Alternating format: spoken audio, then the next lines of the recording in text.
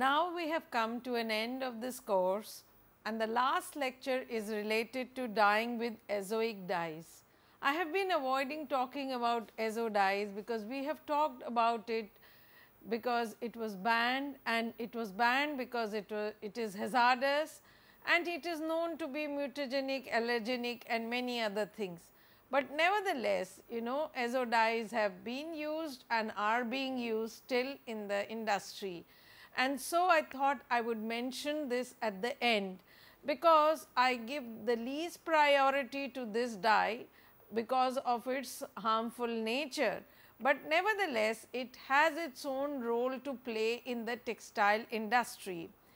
And therefore, a special lecture dedicated, just the way we had spoken specially about reactive dyes, about sulfur dyes, about the dyeing properties of natural dyes, various classes of natural dyes.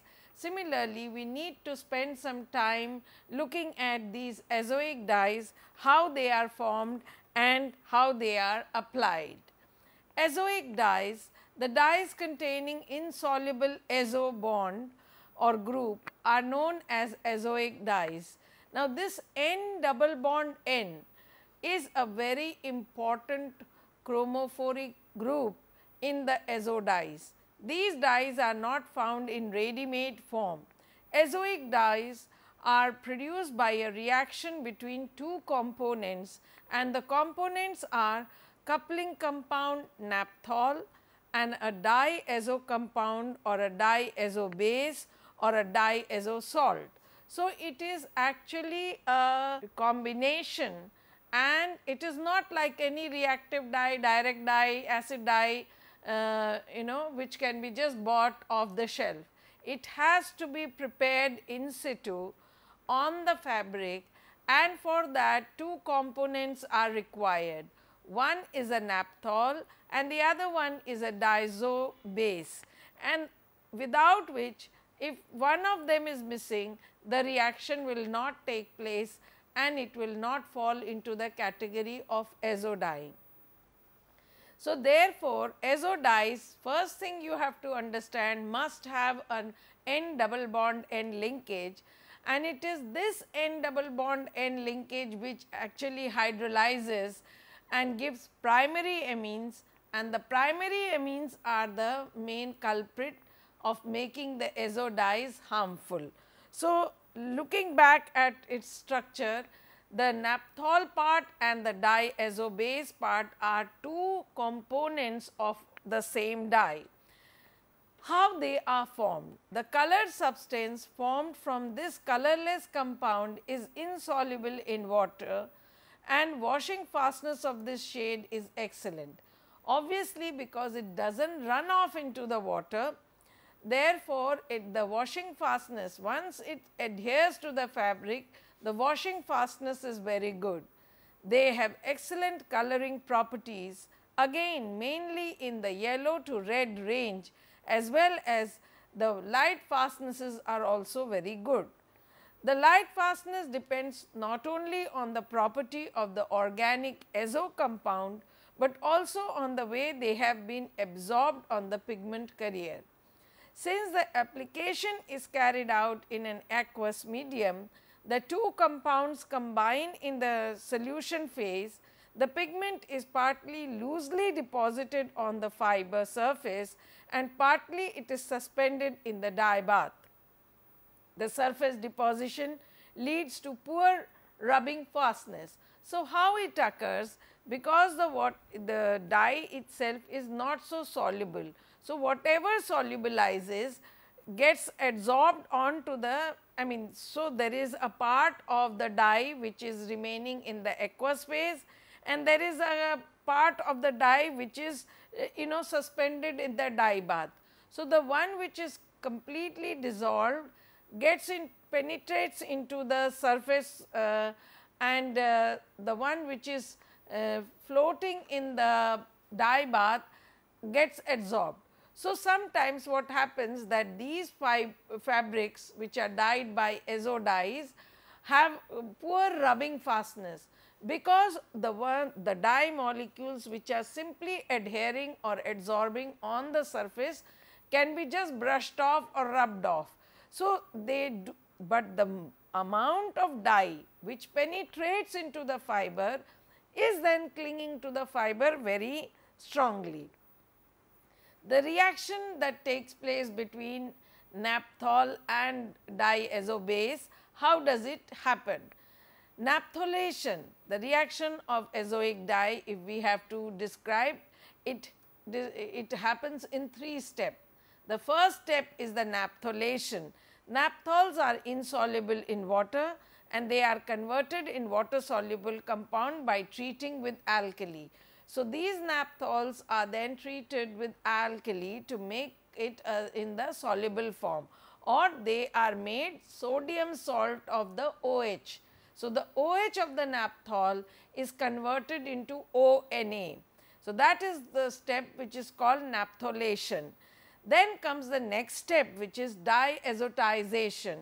Diazotization, a base containing amino group reacts with sodium nitrite in the form in acidic medium to form a solution of disonium chloride of that base in presence of excess HCl, and the temperature is kept very low, between 0 to 5 degrees. So, that at that low ice temperature, the temperature is maintained and the disonium salt of the amino compound is then, or the base is then made. Finally, the impregnated material is treated in a bath containing disonium solution to carry out the coupling, and thus color is produced inside the fabric. So, this impregnated material is then treated in the bath containing the disonium solution. So, naphthol is first impregnated on the fabric, and this fabric which has naphthol is then dipped into the disonium solution to carry out the coupling between the naphthol and the disonium chloride. So, that is the kind of reaction. The pH maintaining is important. Why? Because this disonium salt formation takes place in a highly acidic medium, and it has to be under very low temperature, otherwise the reaction is very explosive. So, the temperature control is very important, and the pH is also very important factor. Azoic coupling. Most of the azoic coupling compounds are arylides of beta oxynaphthoic acid, also known as brinthols. Any azoic coupling component can be combined with any diazotized base, so that 30 different naphthols and 50 bases can actually yield 1500 possible combination, but not all of them will give the desired shade. Not all of them will have the shades that are, some shades will be common. So, that is why only a handful or a couple of azo dyes are actually in picture or in use. Naphthols differ widely from one another in their affinity or substantivity for cotton fiber. They can be classified as low substantivity naphthol, medium substantivity naphthol, moderate to higher substantivity naphthol, or still higher substantivity naphthol. Now, substantivity of naphthol can further be increased by adding electrolytes like common salt or globase salt. Now, it is important that these, how do they dissolve?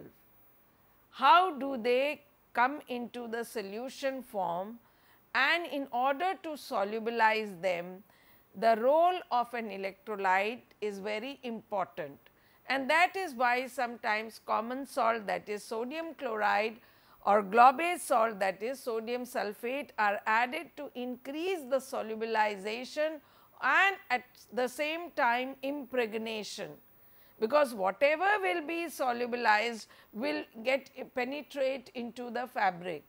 So, that is what is the most important part and role of the naphthals, and they are of 4 categories. One very low substantivity, one with medium substantivity, one with moderate substantivity, and one with very high substantivity. Substantivity of naphthols. Why is it important to discuss so much about it? That is because with high substantivity of naphthol, only small residues of the product will remain unutilized in the bath after application, because most of it, if it is in the soluble state, will get penetrated into the fabric. Just the way, if you recall, sulfonation helps in increasing the solubility. Similarly, here the OH of the naphthol, the more it is converted into ONA, the better it is for it to get solubilized, and the more it solubilizes, the more it penetrates into the fabric, because now as much naphthol that has reached into the fabric will now react with the diazo base, because when it is dipped into the diazonium chloride base bath, it will then react with the two will react and will then form the azo dye or the azo dyed fabric. With low, medium and moderate substantivity naphthals, usually salt is added to increase their substantivity.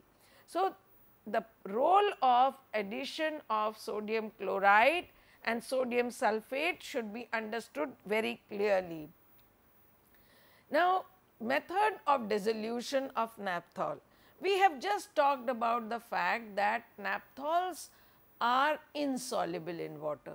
So, there has to be some method of preparing this naphthol solution so that the substantivity can be enhanced. There are two methods, one is a hot method and the other one is a cold method. In the hot method, the naphthol is pasted with turkey oil, the required amount of NaOH solution is added and boiling water is poured. So, there one has to use turkey oil, but before that it is first a paste of naphthol with turkey oil is made. To that hot sodium hydroxide is added, and furthermore boiling water is then added so that it makes an even solution of the naphthol. This is the hot method. In the cold method, dissolving the naphthol is stirred with required amount of methylated spirit. Sodium hydroxide used is less than what it is in the process of hot process, and cold water is then finally added to get clear solution. So, in the hot case, it is the hot method of dissolution, it is the use of turkey oil followed by NaOH, but a large amount of NaOH has to be added, and then finally boiling water is added. Whereas, in the cold method, the naphthol is first dissolved in methylated spirit, and with less amount of NaOH it can be dissolved and finally cold water is added. And in this process the amount of NaOH required is relatively less as compared to the hot process. When this naphtholate, that is the sodium salt of the naphthol, is already prepared, by hot dissolving method gives good result, but is more laborious than the cold dissolving method, obviously because of the step being more. More concentrated solutions of naphthol can be prepared by cold dissolving method. However, this is more expensive. So, if one tries to look at the two methods, the hot and the cold method of dissolution of naphthol, each one has its own advantage and each one has its own disadvantage. So, one has to outweigh which one is giving the best result. In the hot process it is laborious as compared to the cold process, but the results are very good. Whereas, in the more concentrated solution can be prepared by cold rather than the hot method, and therefore, it is more expensive. Concentrated solutions of naphtholates are not very stable. So, cannot be stored for long time and must be added soon to the naphtholating bath. So, it is not that you make a sodium salt and just sit with it, it has to be used immediately, otherwise it gets destroyed or deactivated. Use of caustic soda. Now, you know that sodium hydroxide we have been talking is a very crucial component in converting the naphthols to their sodium salts. So, azoic coupling components are insoluble in water and have to be converted to their alkali salts to dissolve them. So, it is important that the role of each chemical, why is it added, what is the role, and in this you know that naphthol per se are insoluble and they need to be solubilized in order to impregnate the naphthols on the fabric.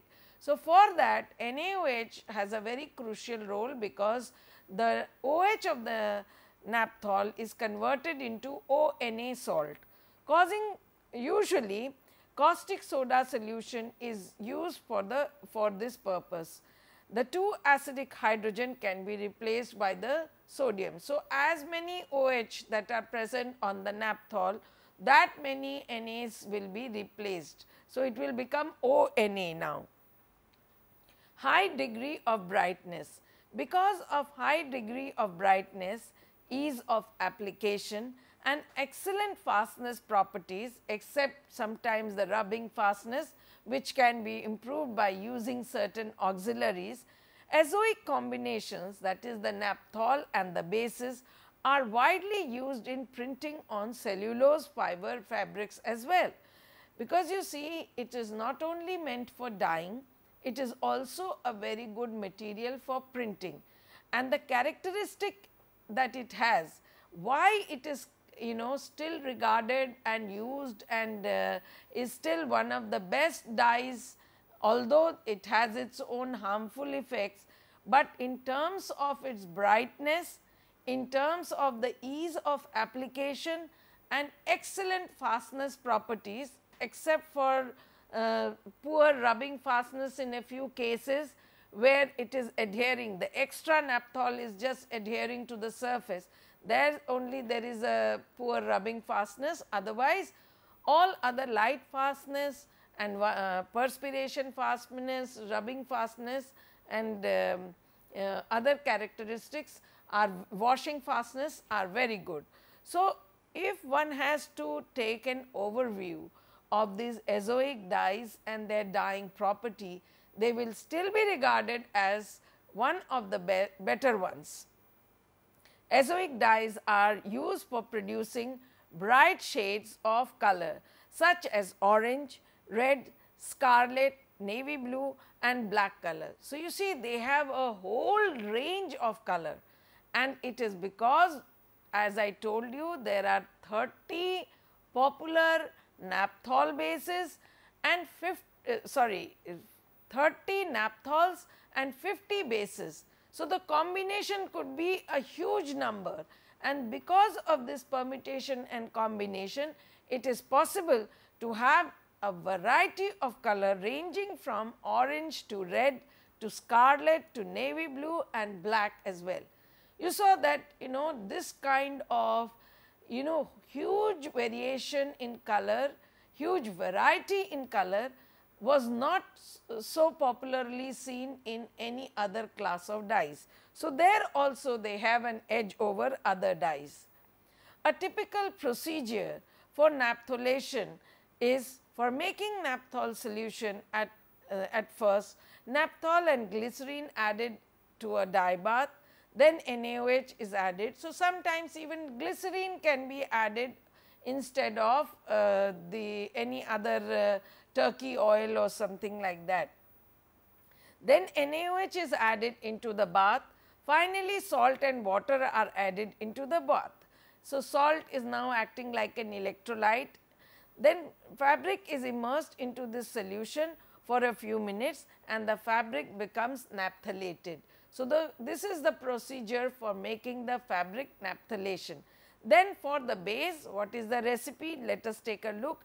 At first, required amount of base HCl and sodium nitrite are mixed with each other at 0 to 5 degrees with ice. Then acetic acid and sodium acetate are added into the dye bath and mixed them very well. Finally, a thickener and required amount of water is added and stirred them very well for getting the required viscosity. So, this is a very simplified procedure just to make you understand that how the naphtholation of the fabric is done and how the dye azotization is done separately, and then to the diazonium dye bath the naphtholated fabric is immersed. Azoic dyes, as I mentioned a while ago, are also very useful in printing.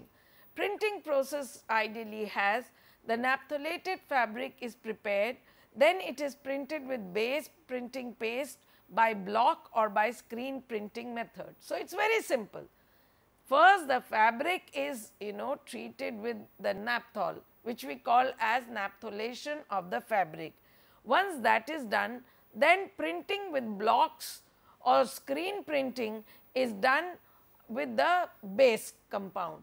So, it is very simple, and yet the color is so bright and nice and with best of the fastness properties. However, this printing requires an after treatment as well. After printing, the printed fabric is dried at about 100 to 105 for 5 to 10 minutes in a dryer. If the naphtholation process is not sufficient, then the printing becomes uneven. So, now you know that naphtholation process is the bottleneck. For any process to be able to go successfully, it should have a smooth path, and if there are narrow paths, those narrow paths have to be taken into account more seriously than the other ones. And naphtholation thus is the most crucial step, be it dyeing with azo dye or be it printing with azo dye. I want to again emphasize that naphtholation of the fabric is the most crucial step. A typical recipe for making azo dye is that one can take sulfonilic acid, 1 naphthylamine as the amino base, 2 naphthol, sodium nitrite, 2N NaOH, 2N sulfuric acid, and the following solutions are then prepared. The sulfonilic acid solution is prepared by taking 1.7 gram. This is a laboratory method that I am discussing, so that you can even do this experiment even by yourself and you get an idea how dyes are made. 1.7 gram of sulfonilic acid in 50 ml of 2N sulfuric acid is prepared. Sodium nitrite solution, 0.6 gram of sodium nitrite in 10 ml of distilled water is prepared. 1 naphthylamine solution is prepared by using 0.7 gram of 1 naphthylamine in 50 ml of sulfuric acid. So, you see that sulfonilic acid solution and naphthylamine acid solution are all made in acidic medium. The 2-naphthol solution is made in the base.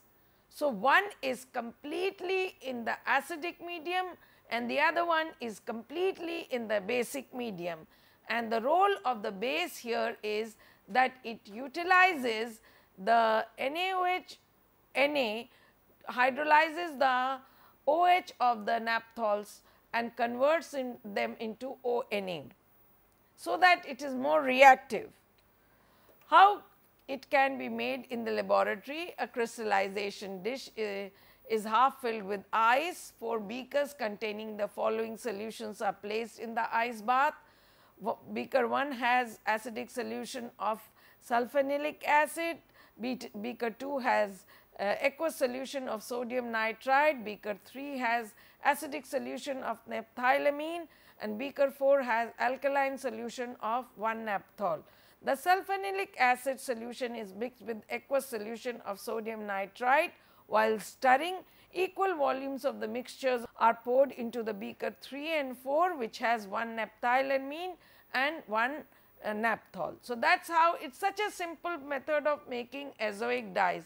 Nevertheless, it is to be understood that when it comes to dyeing with fabric, this naphthol has to be impregnated on the fabric, whereas the disonium salt is prepared separately in a disonium bath and the naphtholated fabric is then immersed into it and the reaction takes place in situ.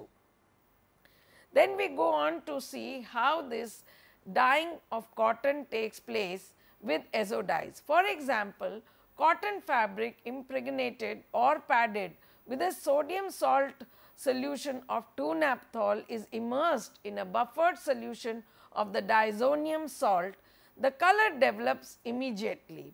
Unfortunately, sodium 2-naphtholate has only a low affinity for cotton, hence the poor fastness towards washing and rubbing.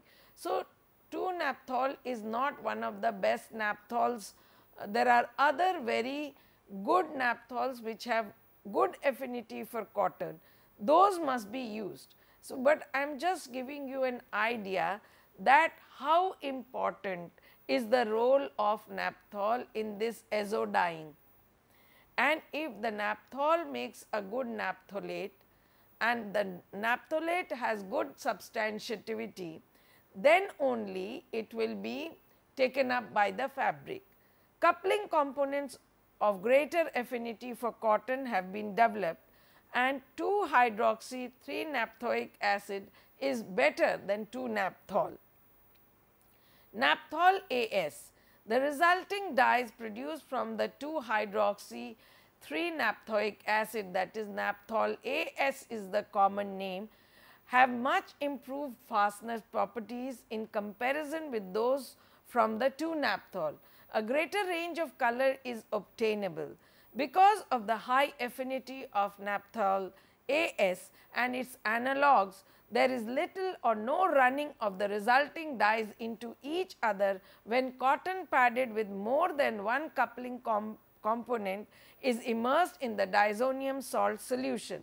Several shades may thereby be simultaneously developed. So, you see that just by changing the naphthol variety from 2-naphthol to 3-hydroxy, changing from 2-naphthol to 2-hydroxy 3-naphthoic acid, that is naphthol AS, the whole chemistry of the naphtholation has changed and it has enhanced the property of the fastness, giving greater color range, and because now this naphthol has better affinity. So, what does it boil down to? It boils down to the fact that fiber affinity of the naphthol variety is of ultimate importance, because unless and until that is achieved, the naphthol will not impregnate and the reaction with the disonium salt, which is the subsequent step, will not happen efficiently, and there will be lot of naphthol remaining unreacted. And in case of naphthol AS, which is generated, which is the other name for 2-hydroxy 3-naphthoic acid, the property enhancement is really advantageous for the people who use azoic dyes. Development of the dye. The preparation of the specimen for dyeing may be performed as follows. The pieces of cotton fabric padded with different coupling components are dried and may be sewn together and in close proximity with a piece of supporting material. The solutions of the coupling components may be applied as spots or as lettering, and the cotton which is then dried in air will with gentle warming. So, the development of color is very simple, as what you will see. It is the naphthol's reaction and subsequent reaction with the disonium which makes all the difference. Now, if we try to take a look at the sulfonilic acid reaction, the first step that happens in the diazotization is that the primary aryl amine, that is the sulfonilic acid, is first reacted with the hydronium ion to form the NH3 plus. Now, this NH3 plus then gets diazotized with the sodium nitrite sulfuric acid reaction, which creates nitrous acid, which produces nitrous acid, and by the elimination of 2 water molecules, it gives rise to the diazonium salt. Now, you see that the molecule has N double bond N. Now, this is what is ready now for the coupling of the naphthol from the other end, from the nitrogen end, and this particularly is what happens. So, I wanted to show you that the chemistry is so simple, but yet it is intricate, and the only important point that needs to be remembered is the fact that the diazonium ion must be prepared at a very low temperature between 0 to 5 degrees. Then subsequent coupling step, the diazotized sulfonilic acid reacts with 2 naphthol and 1 naphthylamine to produce an acidic and basic azo dye alternatively. 2 dyes are happening or prepared in the same dye or a diazotized bath. The azo coupling represents an electrophilic aromatic substitution. The diazonium cation is a relatively weak electrophile. So, the aromatic ring which is attacked must have an activating group such as OH or NH2. Electron withdrawing groups on the aromatic ring on the diazonium facilitate the substitution reaction. Electrophilic substitution of 2 naphthols occurs preferentially at the position 1. The amino group in the 1 naphthylamine activates and the 2 and 4 position. So, you see that the entire reaction is all driven by the functional groups that are present on the naphthols. If there is a naphthol which is having an amino group, that is 1 naphthylamine, it will react and form 1 naphthylamine red molecule, whereas if the diazonium, the same diazonium reacts with 2 naphthol, it gives 2 naphthol orange, and therefore, you can understand that why the 2 different molecules red and orange have formed, because 2 naphthol and 1 naphthylamine have just only a difference of 1 extra NH2.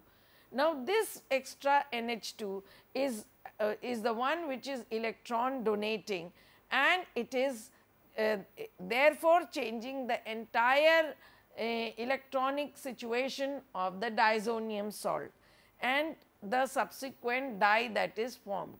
So, this is what I wanted to make you understand, that these structures are very important to understand, because the chemistry is very simple. The formation of the naphthol to naphtholate, or the formation of the base, that is 1 naphthylamine to get converted into its subsequent dye, is not very difficult, but one needs to understand how the diazonium salt forms, how the naphtholation takes place, and so on and so forth. But when we talk about azo dyes, we cannot end the story without talking about the hazardous nature of the dye, and therefore, I took it as the last lecture. Certain azo dyes can break down under reductive conditions to release any or a group of defined aromatic amines. Consumer goods which contain listed aromatic amines originating from azo dyes were prohibited from manufacture and sale in the European Union countries after the German ban came into existence in 1997. Many azo pigments are non-toxic, although some, such as dinitro-aniline orange, orthonitroaniline orange or pigment orange 1, 2, 5 and 1, 2 and 5 have been found to be mutagenic. Likewise, several case studies have been linked to azopigments with many types of sarcoma, which is another type of cancer.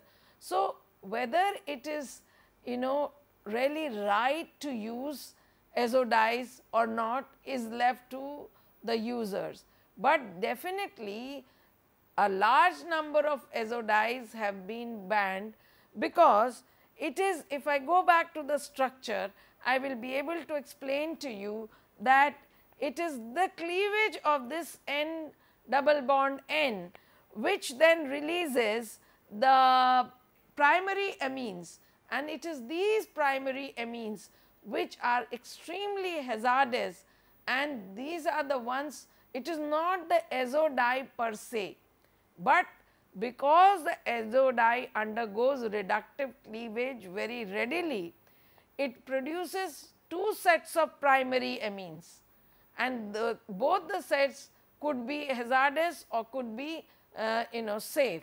So, there are some azo dyes which are safe, but there are a large number of azo dyes which are not so safe. So, it is up to you to decide, but nevertheless as a part of the curriculum, the dye chapter would not have been completed, or the lecture series on dye would not have been completed without the incorporation or without talking about azo dyes. So, with this we have come to an end of this course. I hope that you enjoyed, and I tried to impart as much information which was possible related to dyes, synthetic dyes, natural dyes, and of course, primary emphasis was on natural dyes and natural dyeing processes. Nevertheless, we tried to cover most of the dye classes and the dyeing methods with different fibers, natural and synthetic. So, with this we have come to an end of this course.